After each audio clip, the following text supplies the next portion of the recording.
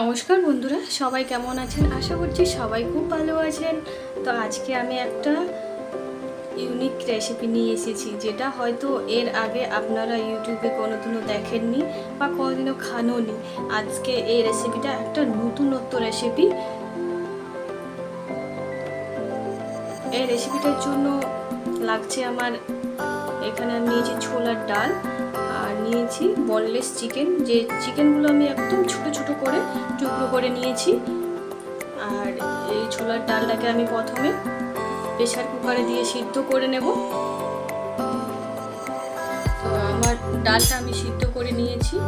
এই ছোলার ডালটা আমি প্রায় আধা ঘন্টা মতো ভিজিয়ে রেখেছিলাম। তারপর আমি এটা প্রেসার কুকারে দিয়ে সিদ্ধ করে নিয়েছি। আর সিদ্ধ করার সময় এখানে আমি দুটো তেজপাতা দিয়ে দিয়েছি।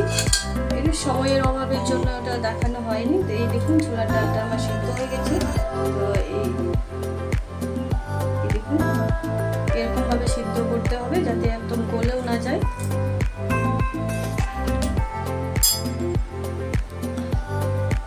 তো চলুন বানিয়ে নেওয়া যাক। এর জন্য আমি গ্যাসের উনুন জ্বালিয়ে তার মধ্যে একটা কড়াই চাপিয়ে দিয়েছি। এরপর কড়াইটা আমি গরম করে নেব। কড়াইটা গরম হয়ে এলে তাতে আমি দিয়ে দেব কিছুটা পরিমাণ সর্ষের তেল।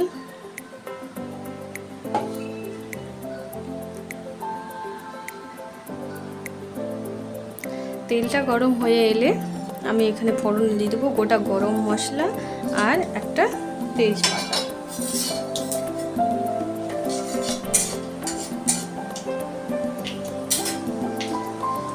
আর দিয়ে দেবো এখানে আমি একটা পেঁয়াজ একদম কুচি কুচি করে কেটে নিয়েছি। এই জন্য পেঁয়াজগুলো আমি দিয়ে দেবো তেলের মধ্যে। আর এটা প্রথমে সুন্দর করে আমি পেঁয়াজটা লাল লাল করে প্রথমে ভেজে নেব। পেঁয়াজের মধ্যে একটু সামান্য লবণ দিয়ে দিলে পেঁয়াজটা খুব তাড়াতাড়ি করে সেদ্ধ হয়ে যায় আর ভাজা হয়ে যায়। তার জন্য আমি একটু লবণ দিয়ে দিয়েছি ওপর থেকে। এরপর আমি পেঁয়াজটা লাল লাল করে ভেজে নেব। তো পেঁয়াজটা আমার লাল লাল করে ভাজা হয়ে গেছে। এরপর আমি তেলের মধ্যে দিয়ে দেবো এই যে চিকেনটা আমি টুকরো করে রেখেছিলাম, সেই চিকেনের টুকরোগুলো।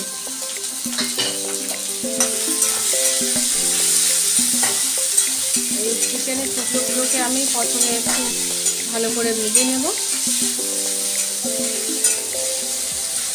দিয়ে দেবো একটু লবণ,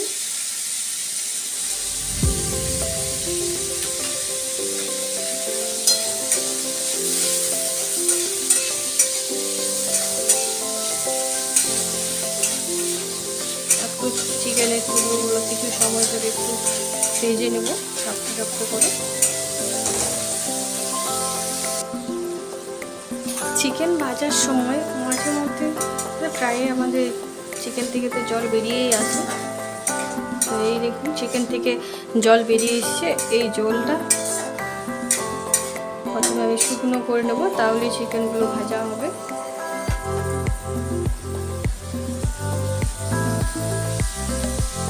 এরপর আমি চিকেনের মধ্যে দিয়ে দেবো 1 চামচ মতো এখানে আদা, রসুন আর কাঁচা লঙ্কা বাটা দিয়ে দেবো 1 চামচের মতো। এরপর আমি এই আদা, রসুন, কাঁচা লঙ্কা বাটাটা দিয়ে কিছুক্ষণ নাড়াচাড়া করে নেব।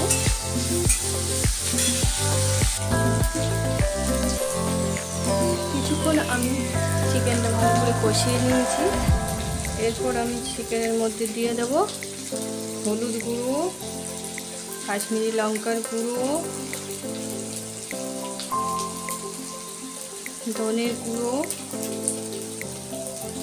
জিরে গুঁড়ো, গোলমরিচের গুঁড়ো।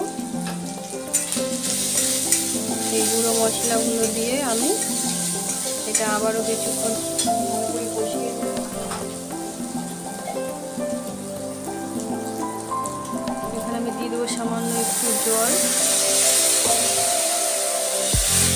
জলটা দিয়ে আমি ভালো করে এই মশলাটা কিছুক্ষণ কষিয়ে নেব।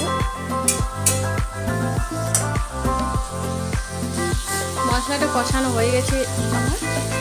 এরপর আমি এই যে বুটের ডালটা সিদ্ধ করে রেখেছিলাম, শুধুমাত্র আমি নুন দিয়ে এটা সিদ্ধ করেছিলাম, নুন আর তেজপাতা দিয়ে সেই সেদ্ধ বুটের ডালটা আমি দিয়ে দেবো সেই কষানো চিকেনের মধ্যে। তো দিয়ে আমি কিছুক্ষণ নাড়াচাড়া করে নেব। আর আমি এখানে একটু সামান্য চিনি দিয়ে দেবো মিষ্টির জন্য, যাতে নুনের ব্যালেন্সটা থাকে, তার জন্য আমি একটু চিনি দিয়ে দিয়েছি। তো এটা ভালো করে কষানো হয়ে গেলে আমি এখানে দিয়ে দেবো এই যে বুটের ডালটা সেদ্ধ করেছিলাম, সেই জলটা আমি তুলে রেখেছিলাম, সেই জলটা দিয়ে দেবো।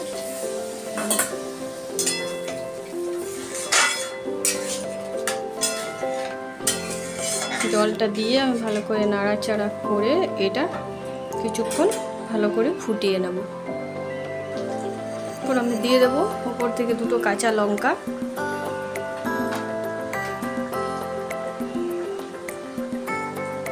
আর দিয়ে দেবো একটু গরম মশলার গুঁড়ো দিয়ে আমি কিছুক্ষণ এটা ফুটিয়ে জলটা শুকিয়ে এলে, এটা মাখা মাখা হয়ে এলে এটাকে আমি নামিয়ে নেব।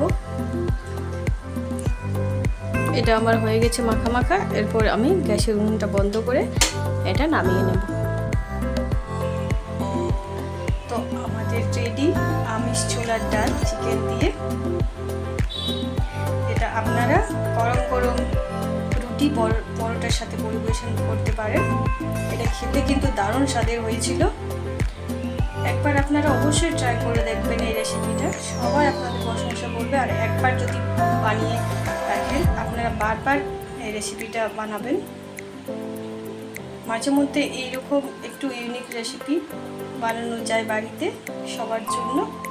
তো নমস্কার, সবাই ভালো থাকবেন, দেখা হবে আবারও পরবর্তী ভিডিও নিয়ে।